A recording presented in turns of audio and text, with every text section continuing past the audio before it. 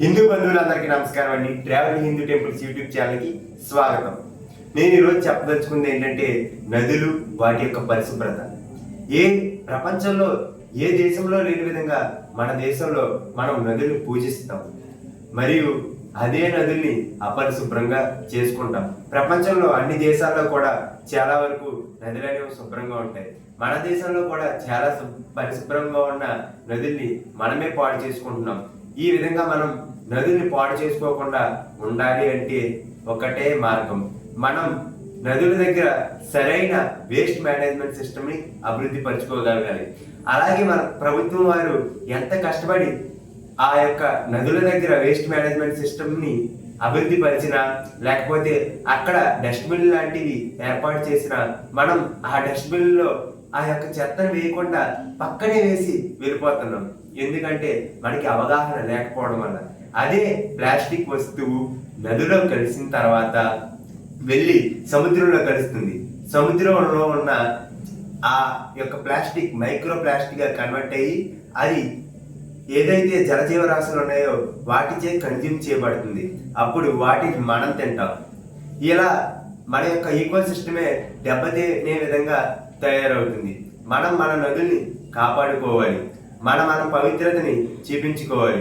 భారతదేశంలో నదులు గొప్పవి అని మనం ఎలా అయితే చెప్పామో అంతే పరిశుభ్రమైనవి అని చెప్పే విధంగా మనం చేసుకోవాలి.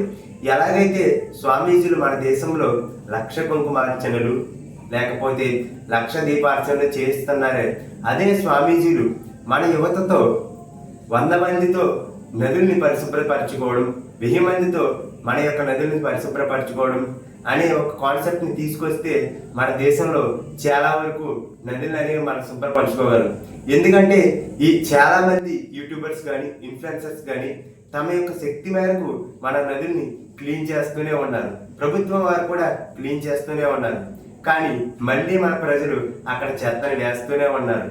దీనికి మనం చరమగీతం పాడాలంటే ఒకే ఒక ఏంటంటే మనకి చెత్త ఎక్కడ వేయాలి అనేది అవగాహన రావడం, మరియు ప్రభుత్వం వారు ఏదైతే పూజా సామాగ్రి ఉంటుందో దాన్ని నదిలో పారవేయకుండా దానికంటూ ఒక ప్రత్యేకమైన పవిత్రమైన డస్ట్బిన్ ని ఉంచేలా చూడడం, మరియు మన ప్రజలు ప్లాస్టిక్ వేస్ట్ ని ఎంత కష్టతరమైనా సరే వాళ్ళ యొక్క చేతుల్లో హోల్డ్ చేసి వాటిని తీసుకుని వెళ్ళి డస్ట్బిన్ లా వేసే విధంగా మనం చూడడం, మరియు ఈ స్వామీజీలు మరియు పూజనీయులు అందరూ కూడా తలుచుకుంటే యువతని పరిశుభ్రత వైపు నడిపించగలరు.